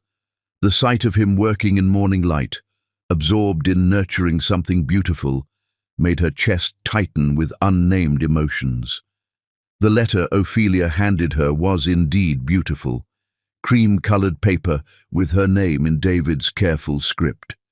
Her hands trembled as she opened it, revealing pages that seemed to carry 3 years' worth of unspoken truths. My dearest Alana, I'm writing this at dawn, watching the sunrise from the cottage porch and thinking about all the sunrises we missed during our marriage because I was too busy chasing things that didn't matter to notice the beauty that was right beside me every morning. By the time you read this, I'll be gone from Magnolia Springs. Not because anyone asked me to leave, but because I finally understand what love actually means, and it means wanting someone's happiness more than your own presence in their life. I've watched you these past weeks, seen the way you light up when you talk to neighbors who've known you since childhood, witnessed the peace settles over you when you're working in your grandmother's garden. You belong here, Alana. You've found your place in the world, surrounded by people who love you for exactly who you are. I've also watched Theodore with you, seen the way he cares for you, protects you, wants to build a life that will keep you safe from all the chaos and heartbreak I brought into your world 3 years ago. He can give you everything I took away: security, stability, the promise that he'll never be reckless with your heart the way I was. I know you're confused about my presence here, about whether the man who wrote those letters to our unborn baby still exists somewhere inside the one who betrayed everything we built together. The truth is, I don't know either. I only know that losing you taught me what love actually looks like, and it looks like this, like walking away when staying would only complicate the peace you fought so hard to find. You deserve a love that doesn't ask you to risk everything you've rebuilt. You deserve a man who sees your strength without testing it, who appreciates your capacity for forgiveness without abusing it, who understands that trust, once broken, becomes a precious and fragile thing that must be earned back through actions, not words. I'm not that man, Alana. I might have been once, might be again someday if I continue doing the work of becoming someone worthy of the love you're capable of giving. But I'm not that man today, and you shouldn't have to wait for me to become him. Theodore loves you in ways I never learned how to love you when I had the chance. Choose him, my darling. Choose the life he's offering, the security he represents, the future he's planned with such careful attention to your happiness. I will love you in silence for the rest of my days, carrying the memory of what we almost were, and the knowledge that letting you go is the most loving thing I've ever done. I realize now what I told Serafina in my final moment of clarity when she was walking away with everything I thought mattered. I lost a queen for a woman who was never even real. You were my queen, Alana, and I was too blind to see your crown until it was too late. All my love, always, David. The roses in Marianne's garden are blooming now, small blossoms, but perfect in their simplicity. I like to think she would have been pleased to know they survived the winter and found their way back to beauty. Some things, it turns out, are more resilient than they appear. The letter slipped from Alana's hands as tears she hadn't expected blurred her vision. Outside the library windows, Magnolia Springs continued its gentle daily rhythm, unaware that the words on cream-colored stationery had just rewritten everything she thought she understood about love, sacrifice, and the difference between holding on and letting go. Chapter 9. The Choice Between Safe and Soul. In the end, the most important choice isn't between two people who love you, but between two versions of yourself, the one who chooses safety and the one who chooses truth, even when truth promises no guarantees except the terrifying freedom to become who you're meant to be. Alana sat in her grandmother's rose garden with David's letter pressed against her chest, feeling as if the ground beneath her had shifted to reveal foundations she'd never known existed. The morning sun painted everything in shades of gold and possibility, but inside her heart, a storm was building that threatened to uproot every careful plan she'd made for her future. Theodore's ultimatum echoed in her mind like a bell that couldn't be unrung. Choose him or me, the past or the future. But David's letter had reframed the choice entirely, revealing it not as a competition between two men, but as a decision about what kind of woman she wanted to become. The roses her grandmother had planted decades ago bloomed around her in wild profusion, not the carefully pruned specimens Theodore would have preferred, but something untamed and magnificent, beauty that came from growing according to its own nature rather than someone else's design. Child, you look like you're carrying the weight of the world. Alana looked up to find Cordelia Whitmore standing at the garden gate, her silver hair catching morning light like a halo around a face that had witnessed 83 years of human joys and sorrows. "Miss Cordelia, I was just thinking about that letter you're clutching like a life preserver, I'd imagine." The elderly woman's eyes held gentle perception that came from decades of watching people struggle with life-defining choices. "Mind if an old woman sits with you? These bones don't like to stand as long as they used to." Alana gestured to the wooden bench her grandmother had placed among the roses, and Cordelia settled beside her with careful grace. "I saw David loading his truck this morning. Looked like a man who'd made a hard decision and was determined to see it through, regardless of cost. He's leaving town. Says it's better for everyone if he goes." "And what do you say?" The question hung in the morning air like incense, demanding honesty that Alana wasn't sure she was ready to give. What did she say? That part of her was relieved he was removing himself from an impossible situation. That another part felt like something essential was being torn away just when she'd begun to understand its value. "I don't know what I say. I don't even know what I feel anymore." Cordelia nodded with understanding of someone who'd faced her own impossible choices. "Tell me about Theodore's visit this morning. The whole town heard him leave, and that car doesn't exactly whisper when it's angry." Despite everything, Alana found herself almost smiling. In Magnolia Springs, even private drama became community concern, not from nosiness, but from genuine care. "He read my journal, without permission, then gave me an ultimatum: choose him and leave town today, or lose him forever." Ah, Cordelia's single syllable carried volumes of judgment and understanding. And what did that feel like, having your private thoughts used as evidence against you? Like being on trial for having feelings. Like being told that emotional complexity was somehow a betrayal of love instead of just being human. That's because it was, child. What Theodore did wasn't love. It was control dressed up in pretty words and justified by concern. Real love doesn't punish you for having a complicated heart.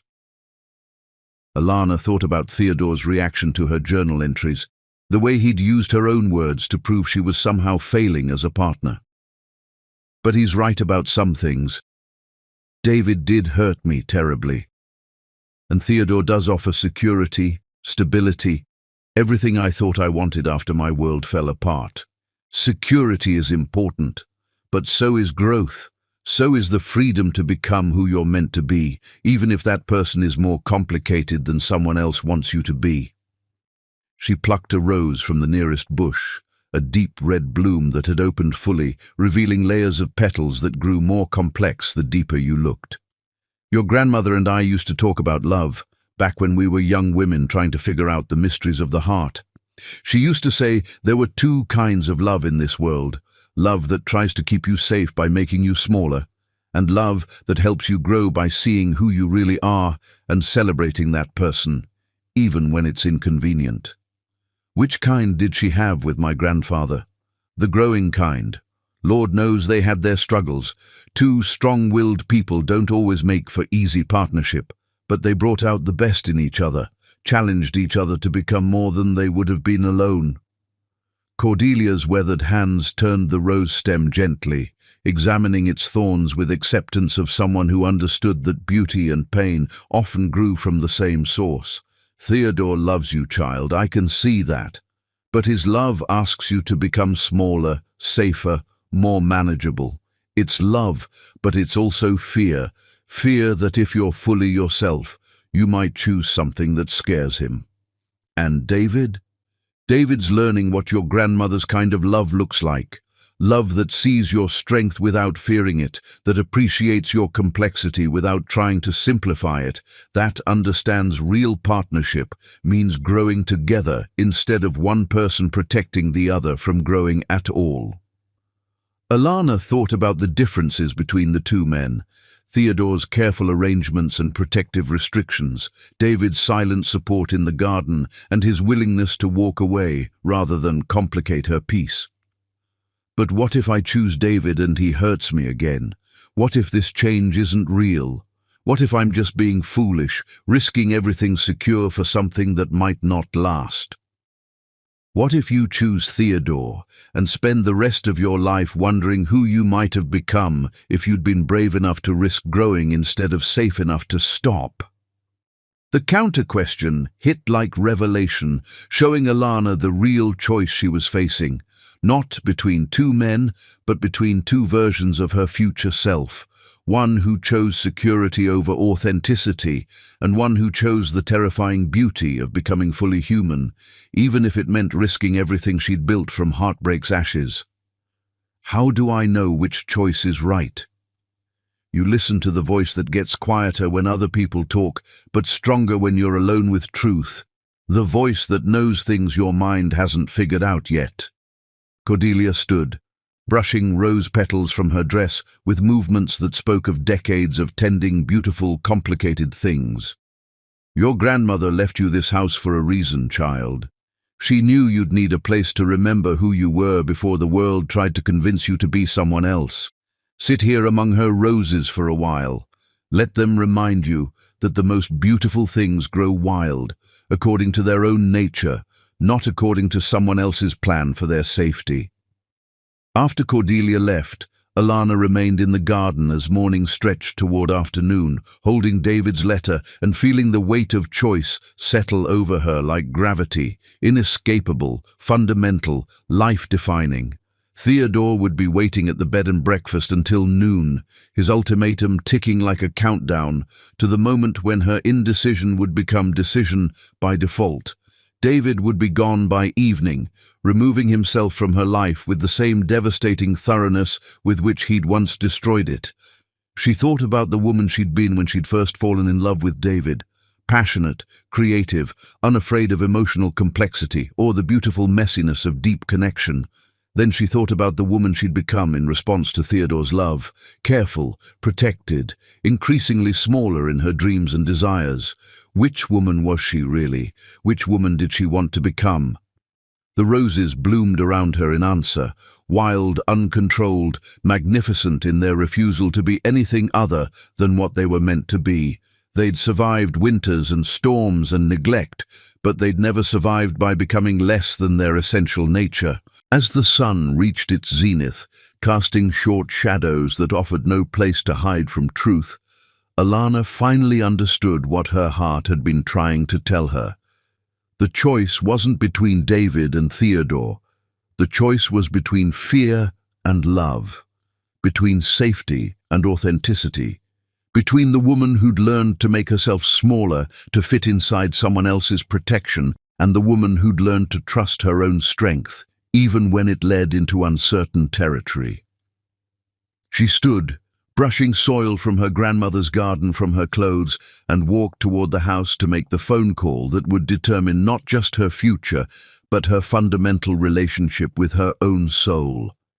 Behind her, the roses continued their ancient dance with sunlight and breeze, growing wild and beautiful and completely, unapologetically themselves.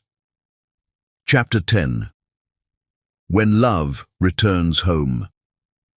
True love doesn't arrive with fanfare or certainty. It comes like dawn after the longest night, quiet and inevitable, transforming everything it touches, not through force, but through the simple miracle of finally seeing clearly. The train station in Magnolia Springs was little more than a wooden platform beside railroad tracks that had carried dreams and departures for over a century. David stood with his single duffel bag, watching afternoon light slant through ancient oak trees while waiting for the 3:47 to Atlanta, the first step in a journey that would take him far from the woman he'd learned to love by learning to let her go. He'd said his goodbyes that morning, Augustus at the garden, pressing a small envelope into his hands with gruff instruction to plant these somewhere that needs beauty. Evangeline at the cottage, refusing to take back his unused deposit. Ophelia at the library, thanking him for helping repair storm-damaged shelves. Each farewell had felt like shedding another layer of the man who'd come to Magnolia Springs seeking redemption and found something infinitely more valuable. Understanding that love wasn't about getting what you wanted, but about wanting what was best for the person you loved, even when that meant disappearing from their story entirely. The train's whistle echoed across the fields like a mournful song, and David picked up his bag, preparing to board a vehicle that would carry him toward whatever life awaited a man who'd learned too late how to love properly. That's when he heard her voice. "David, wait!" He turned, certain his imagination was playing the cruelest possible trick, and saw Alana running across the platform with her grandmother's wedding dress, bundled in her arms like captured sunlight. Her hair was loose around her shoulders, her face flushed with exertion and something that looked remarkably like joy. "Alana, what are you? The train is here. You shouldn't." I know it's here. I know I shouldn't be. I know this is crazy and impulsive, and everything Theodore would say is exactly wrong." She stopped in front of him, breathing hard, her eyes bright with tears that somehow looked like celebration. "But I also know that I can't let you leave without telling you that you were wrong." "Wrong about what?" "About not being the man I need, about me deserving someone who doesn't challenge me to grow, about walking away being the most loving thing you could do." She shifted the wedding dress to one arm, freeing her hand to reach toward his face with trembling courage. "The most loving thing you could do is stay, if you want to, if you think we could." David's bag dropped to the platform as her words reorganized his entire understanding of the world. "Alana, are you saying—" "I'm saying that Theodore was right about one thing. I had to choose. But he was wrong about what the choice actually was." Her voice carried the clarity of someone who'd finally stopped fighting their own heart. "It wasn't between you and him. It was between the woman who's learned to make herself smaller to fit inside someone else's idea of safety, and the woman who's brave enough to choose growth over comfort, love that challenges me to become who I'm meant to be." The train conductor called all aboard, but neither moved, existing in a bubble of possibility that made the rest of the world seem distant and unimportant. "What about Theodore?" "Theodore loves the version of me that needs his protection, but you love the version of me that doesn't need protection at all, that needs partnership, challenge, someone who sees my strength and wants to grow alongside it." She laughed, a sound like water over stones. "I broke our engagement this morning. Told him I couldn't marry someone who thought having complicated feelings was a betrayal of love. He left for Charleston convinced I'm making the biggest mistake of my life." "And are you?" "Maybe, probably, but if I am, it'll be my mistake to make, and I'd rather make it as the woman I actually am than succeed as someone I've pretended to be." David stared at this magnificent creature who'd learned to choose courage over safety, truth over comfort, the terrifying beauty of authentic love over the predictable peace of managed affection. "Alana, I need you to understand something. I'm not the same man who wrote you love letters and planted roses on our balcony, but I'm also not the same man who betrayed everything we built together. I'm someone else entirely, someone who's been broken down to essential parts and rebuilt with better understanding of what matters. I know. I've been watching you these past weeks, seeing the way you tend Marianne's roses like prayers, the way you help people without expecting gratitude, the way you were willing to walk away from everything you wanted because you thought it was better for me." She stepped closer, close enough that he could smell her grandmother's perfume in her hair. "That's not the behavior of someone who hasn't changed. That's the behavior of someone who's learned what love actually looks like." The train whistle blew again, more insistent, but David found he couldn't make his feet move toward it. Not when Alana was looking at him like he was something precious instead of something dangerous. "What about the baby?" "Theodore's baby." Alana's hand moved to her stomach, protective and possessive. This baby was conceived in love, even if it wasn't the right love. If you're asking whether I can love this child, knowing it connects me to someone else, the answer is yes, completely. If you're asking whether you could love a child that isn't biologically yours, then you don't know me as well as you think you do. David's voice was rough with emotion as he reached toward her face, fingertips tracing her cheek like a man touching something holy. I lost one baby because I was too selfish to protect what we'd created together. If you'll let me, I'd like to spend the rest of my life making sure this baby knows what it means to be loved unconditionally by a father who understands that family isn't just about blood. It's about choice, commitment, showing up every day to tend something beautiful. The train doors closed with mechanical finality, and the conductor leaned out to shout a final warning. But David and Alana remained on the platform, wrapped in each other's arms, as steel wheels began to turn and carry away the future David had thought was his only option. "Are you sure?" he whispered against her hair. "Are you absolutely certain this is what you want?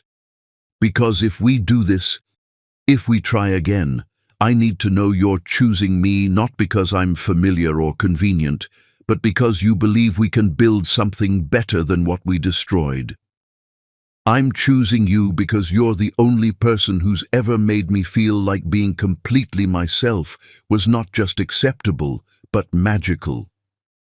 She pulled back to look into his eyes, her own shining with tears that looked like starlight. "I'm choosing you because when I imagine growing old, I see myself growing wild instead of growing careful, growing deeper instead of growing smaller." "And I'm choosing you," David said, his voice carrying the weight of vows made not in churches, but in train stations, not with rings, but with whole hearts finally brave enough to trust again, "because you taught me that love isn't about possession or protection, but about witnessing someone's full humanity and calling it beautiful, even when it's complicated, even when it refuses to fit into easy categories."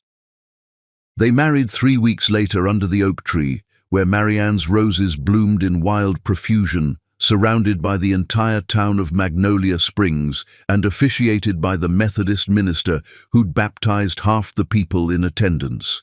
Alana wore her grandmother's dress, altered to accommodate the growing child she carried like a promise of futures yet to be written. When David slipped a simple gold band onto her finger, not the elaborate ring Theodore had chosen, but something clean and honest that spoke of commitment rather than possession, he whispered words only she could hear. "I promise to love you not carefully, but completely. Not safely, but truly.